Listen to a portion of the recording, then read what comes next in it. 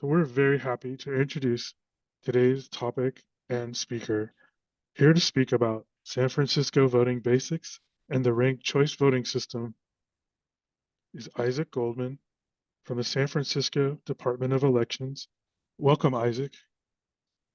Hi, everyone. Good afternoon. Thank you, Aaron, for that lovely introduction. And thank you all for attending this virtual presentation. Um, so the Department of Elections has prepared this five-part presentation to provide essential information for this upcoming election, November 5th. It is the consolidated general election. So there will be many, many things to vote on all the way down from the federal level. So this presentation is going to cover 5 things: election security and trusted sources of election information, how to register to vote, very important, ballot contests and formats. So what you're going to be seeing on the ballot, whether or not it's the one you receive by mail, or if you choose to vote in person. 4 ways to get and cast your ballot, and 5 if you want to get more involved. So election security and trust source of information. You may have heard many people talk about election misinformation and election security. It's a very hot button topic. So misinformation is just false or misleading information. When sometimes misinformation is intentionally spread with the intention of deceiving others, and oftentimes it's done more innocently. It's just a misconception that people have, and they tell other people, and thus misinformation is spread with no ill intentions. For voters looking for election information, what matters most is that you know where to find accurate and reliable information. So what better source than the Department of Elections website, where you know there will be no such thing as misinformation, just accurate and reliable information. So you can start with our website, sfelections.gov, or you can also sign up to receive election news and updates. You can also follow, we're on all the social medias.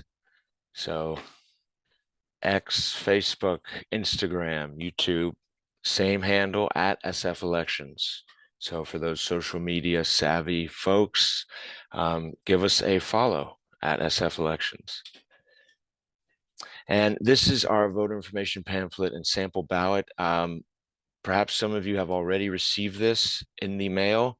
If not, keep an eye out in the next coming days. This is where you will get all of the information that and much more that this presentation will cover.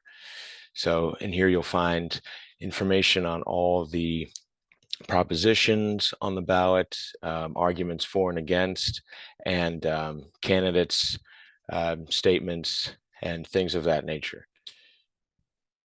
And you feel free to email or call us at any time.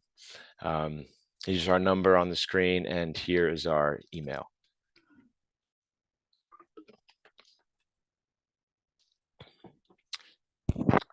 Yeah, and you can also reach out if you're concerned about any misinformation regarding the elections here in SF that you happen to see or hear.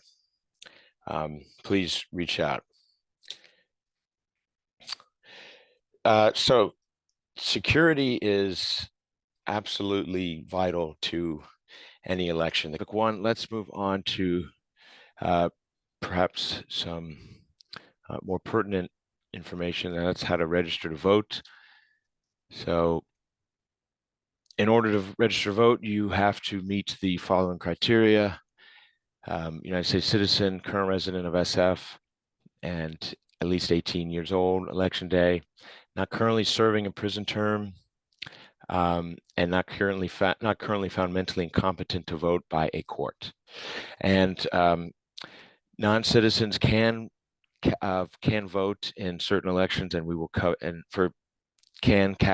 do have the capacity to vote, and we will cover that in a bit.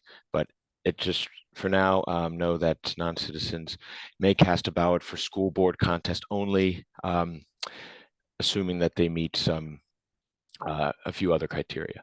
So you can fill out an online registration form if you possess a valid California driver's license or ID card. You can fill it out by printing out the form and filling it out and then mailing it in, or you can come into our office, choose to have one sent to you, or fill one out at our office. That's right at City Hall, and or you can you can find this form at public institutions, public libraries, some government office. But if you really want to ensure that you get your hands on a paper registration form, just give us a call or stop by our office. So your registration must be complete in order. Now, this is just to, I want to clarify, this is just if you want to receive a mail-in ballot. You have to be registered by October 21st. You can register after this date. It just means that given that it's within 15 days of November 5th, election day, it means there's a slight chance that if you're, let's say you register to vote on the 28th of October, that you might not be processed by the 5th, November 5th. However, in that case, you would simply fill out you're still able to cast your ballot. It would just be with a different form, a registration day of form, November 5th, and they are counted. They just take a bit longer to process. So do not fret if you are not registered by October 21st. All that means is just you will not receive the mail-in ballot, given how close it is to election day. So yes, this is, as I was mentioning, this is the conditional voter registration application and provisional ballot. This is what you would say if you have not registered and it's November 5th and you wake up and you say, I got to get down to a polling station. You would fill out this form and then cast your ballot. So this is a closer look at the registration form. It's pretty basic information. And if you haven't registered before, all we need is a driver's license or state ID number or the last four of your social. So again, feel free to give us a call at any time to see if you're registered or check your registration status, or you can do it yourself at this website. And you should be receiving all of this information via mail.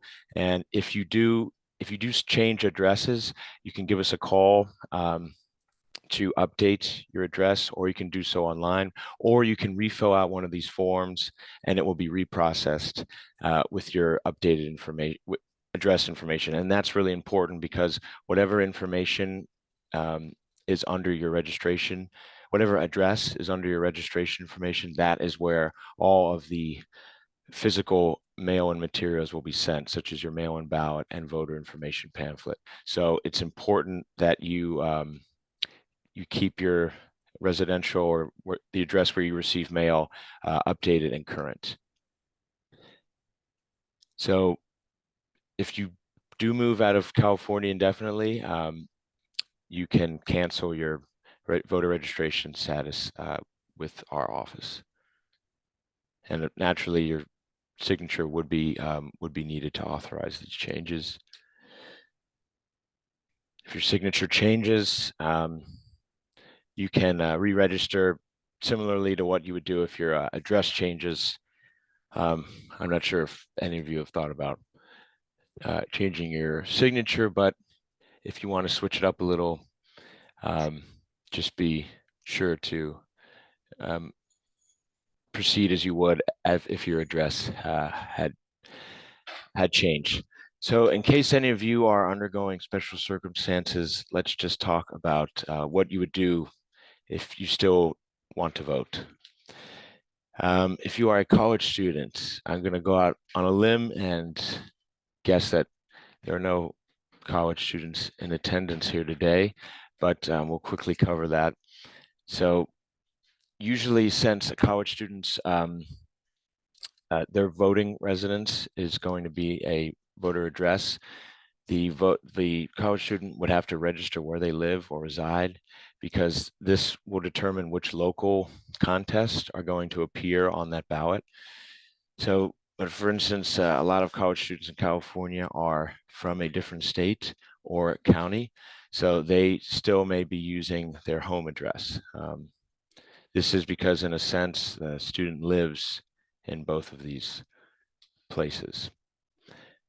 If you are an unhoused voter without a fixed permanent address, you may use any reliable location where you're staying at, or anywhere you think would be able to receive mail, and you would be able, with your name on it, and you would be able to obtain that mail.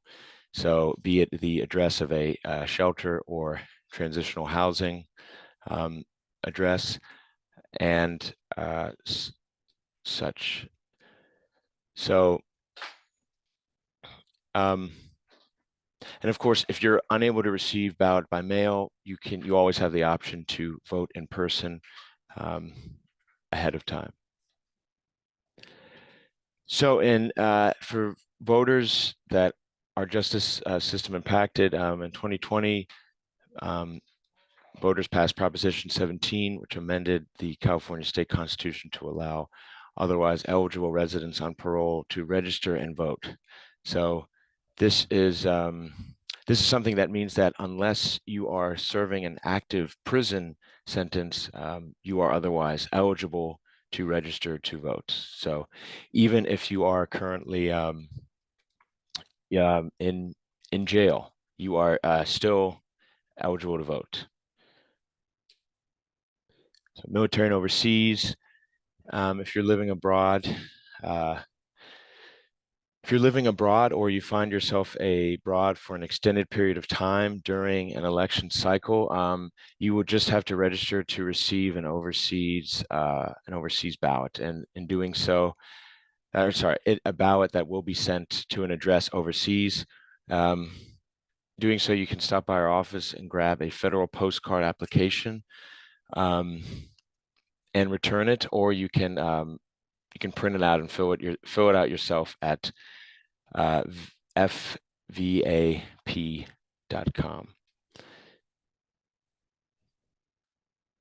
So we also have, for voters that are in life-threatening situations, you can use a substitute mailing address to receive first-class certified and registered mail. So if you don't want to receive mail at one address, you can use a substitute another address.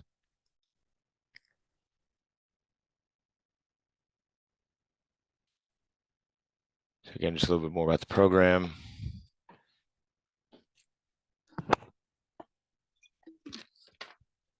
And so non-citizen voters, essentially, this is to cast your ballot on the school board election, and you have to meet if you're not a citizen of the United States, but you do reside in San Francisco, and you're the parent, legal guardian, or caregiver of a child under the age of 19 who is also living in San Francisco, then you are able to vote, and you would fill out one of these forms, a non-citizen voter registration form, and you're able to cast your vote for the school board, but specifically just for these school board election. You will not be able to vote in any local, state, or federal election contest. And we do have specific presentations on non-citizen voting as a non-citizen. You can also check out the information yourself at our website /NCV, non-citizen voting. So let's move on to our third topic, and that is what you will actually see on the ballot and how you will see it. So yeah, it's also really, I want to stress that as a voter, you can vote for as many or as few contests as you would like. So if you want to walk in on November 5th and vote for yes or no on one proposition and leave everything else blank, that one vote will be counted. So vote for as many or as few contests as you would like. So starting with the federal contest, we have the president and vice president, United States Senator from California, full term, United States Senator from California, partial and expired term, and our congressperson from District 11 and 15. State and regional contests, we have state senator from District 11, state assembly members, District 17 and 19, and BART board members, District 7 or 9.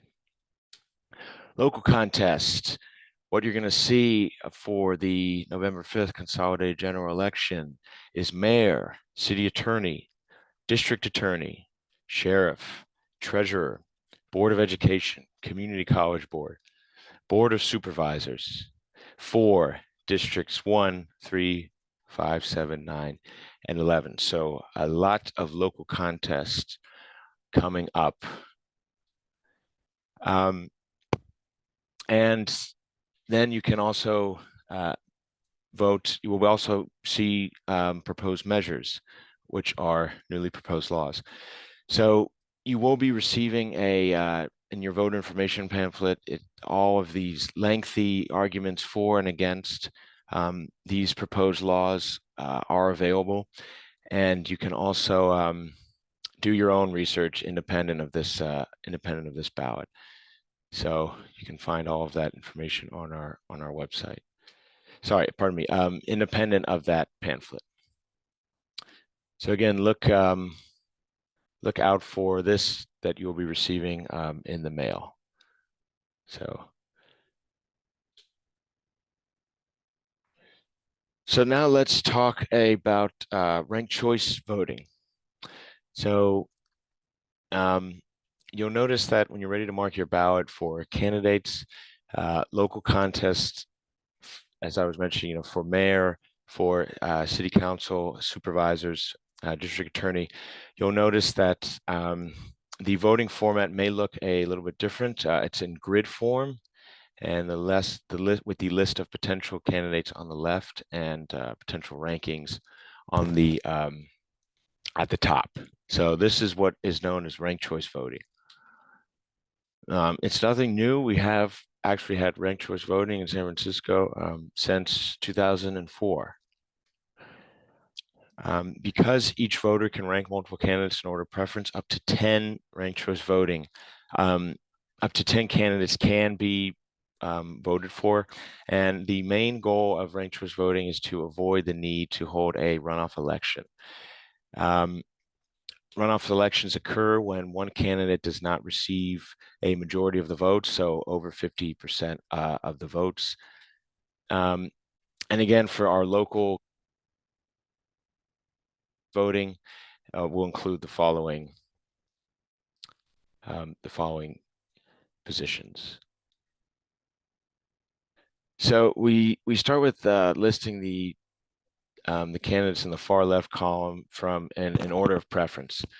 So let's use an example of favorite hiking, favorite types of hiking, or favorite landscape, let's say. Using that's applied ranked choice voting system to, if you were to vote for your favorite type of landscape.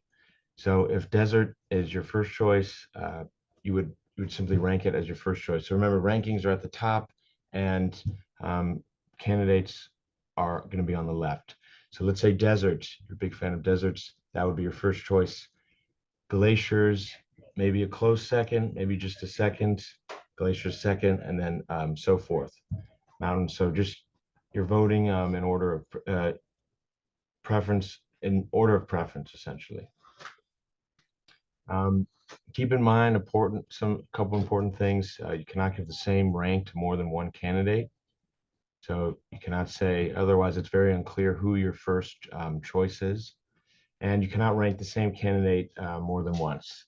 However, it is important to clarify that if you give the same rank to the more than one candidate, your vote, your first choice vote, will not be counted at all. However, in the middle scenario, if you give the same rank, if you rank the same candidate more than once, that candidate, your vote will be counted, but just as that candidate as your first choice, because in this scenario, it is clear who your first choice is.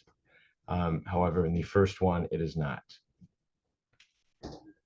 Also, keep in mind that for qualified candidates, you are allowed to use blank spaces to write in qualified candidates.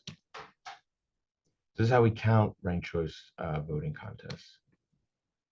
So if this were the scenario after round one, then we would not need to proceed to a round two, because there is a candidate that received over 50% of the first choice votes. And here that would be candidate B. However, in a case where one candidate does not receive over 50% of the votes, we then move on to the second round. When we do that, the candidate with the lowest number of first choice votes is eliminated prior to moving on to the second round, and so forth until a candidate receives 50% of the vote. So you might ask, well, if everyone only voted once, then how would a candidate's percentage increase? So what happens is that when this candidate is eliminated, whoever had this candidate as their first choice vote, whomever they had as their second ranked choice will then be transferred over to the next round as essentially being counted as a first choice vote. Thus, eventually a candidate will reach over 50% of the votes. Is that clear to any questions on that particular aspect or that component of ranked choice voting?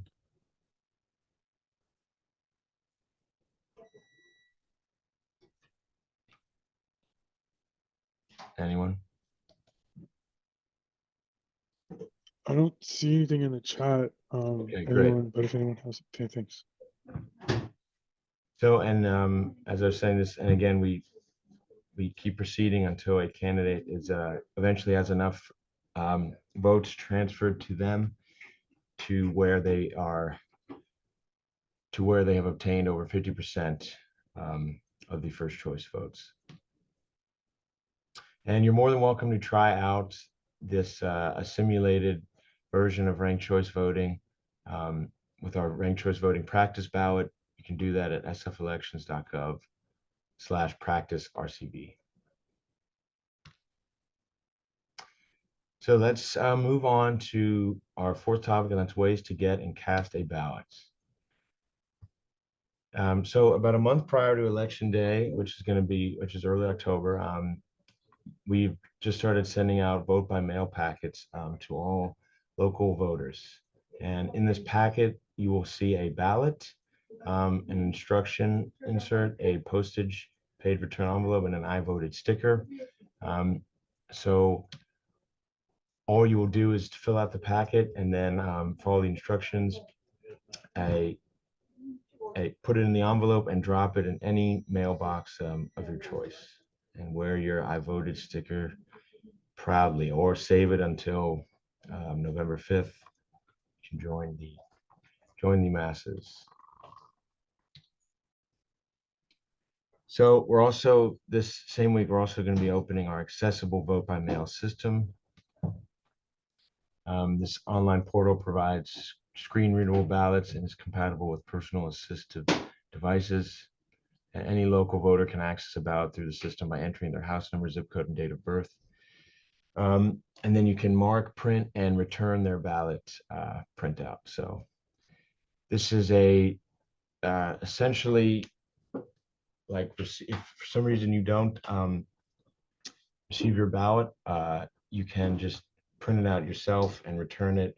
It's essentially as if you were to have received it instead of it being in your in your mailbox. It's just coming from your printer.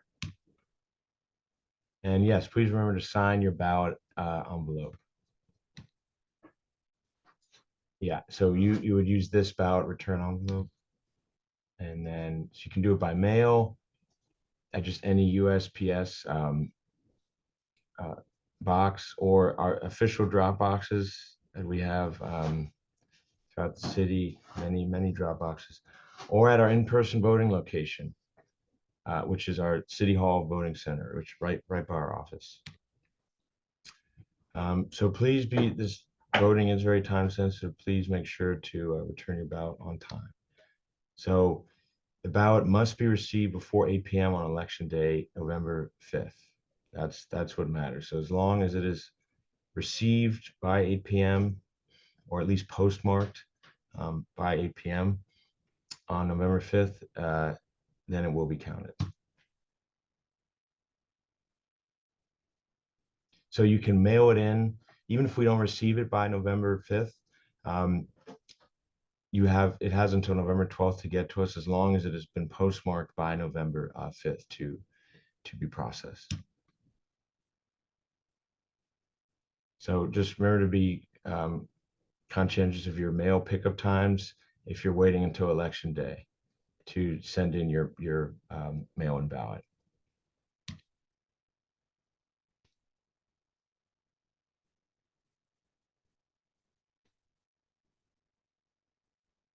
So our Dropbox is starting our 37 locations, and they will open October 7th. So just a couple days, and you're able to access a map with all the locations of with the 37 locations at our website / ballot drop-off. Also, feel free to track, as you would an Amazon package or UPS package, track the status of your ballot. You can give us a call or go to your voter portal, or where'smyballot.sos.ca.gov. If you want to vote by mail and did not receive a ballot packet in the mail,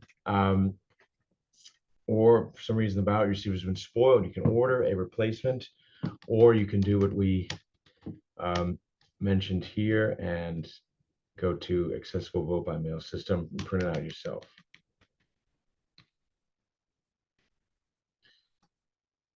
So just to reiterate, to be counted, vote by mail ballots must be returned or at least postmarked by 8 p.m. November 5th.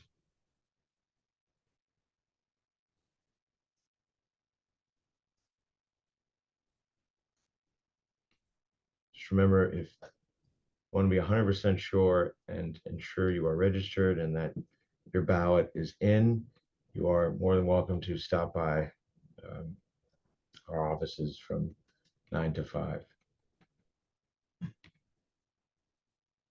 So starting October 7th, the same day that our Dropbox is open, we'll be receiving people from 8 to 5, and weekends starting October 26th, 10 to 4. So come on by if you have any questions, concerns, comments. Yeah, ground floor, City Hall. If you do wait until election day, it's always recommended to get there as early as you can if you want to avoid waiting in line. So all polling locations are open from 7 a.m. to 8 p.m. on election day. And remember, you can register to vote on the spot. And the ballot that you fill out will be considered a provisional ballot, although it is essentially, if you're an eligible voter, there's essentially a guarantee that ballot will be counted. It has to be processed slightly differently since you're registering the day of. If you want to find your polling place at our website, sfelections.gov / my voting location. So we have a ton of language resources. We have bilingual ballots in 4 languages: English, Chinese, Spanish, and Filipino. We have our voter information pamphlets also available in these in those 4 languages. And then we have other I've actually never said this word out loud, but I believe that it's just it's phonetic. So we have like these it's simplified condensed ballots. So it's not gonna be a word for word translation, but we have you if you only speak one of the 5 languages on the right side, then you will be able to obtain a ballot in that language. It just won't be an exact word for word copy of the standard ballot. So on polling day, we will have a lot of translation resources in person and many more over the phone. So you can call us or go to our website at your voter portal to request translation materials. So polling centers, you will have you'll have a lot of accessibility resources. So.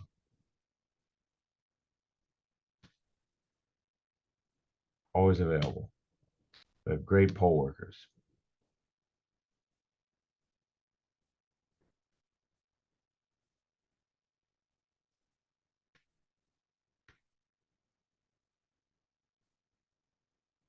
Yeah, and you can stop by and observe the electoral process. So,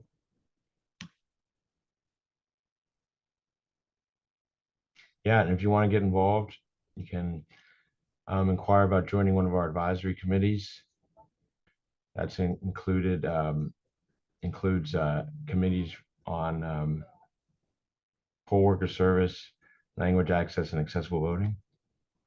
And thank you all very much for taking the time to attend this this presentation on the general consolidated election coming up. I hope it was helpful. I hope it maybe preemptively answered any questions. However, if there are any remaining questions, I'm all ears.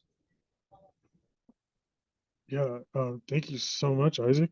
If you have questions, please put them in the chat. I see there's one question so far.